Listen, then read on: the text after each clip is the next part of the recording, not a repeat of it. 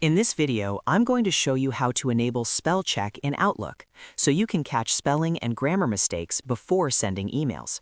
This is one of those small settings that makes a huge difference, especially if you send professional or important emails every day. Outlook has a built-in editor that checks spelling and grammar in real time, but sometimes it's turned off or not set up correctly.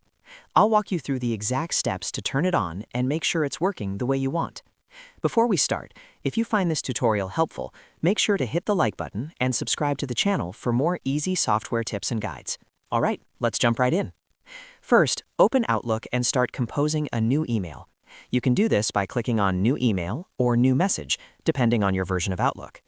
Once the new message window opens, you'll see the message ribbon at the top. This is where most of the formatting and editing tools are located.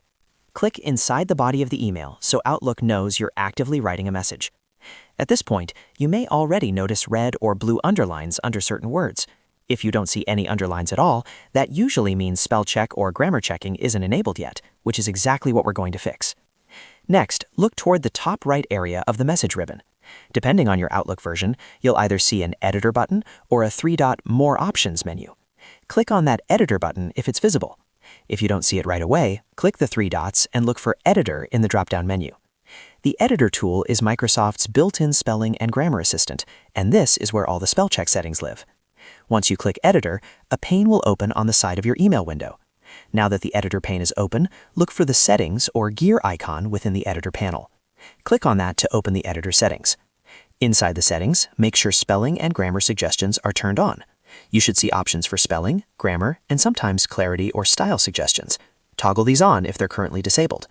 This ensures Outlook actively checks your writing as you type. While you're in the settings, also check the language option. Make sure the language is set to the one you normally write in, such as English US or English UK. If the language is wrong, spell check may not work correctly or may flag correct words as errors. Once you've enabled spelling and grammar suggestions and confirmed your preferred language, scroll down if needed and click Save or OK at the bottom of the settings panel. This final step is important because your changes won't apply unless you save them. After saving, go back to your email draft and start typing a few words with intentional spelling mistakes.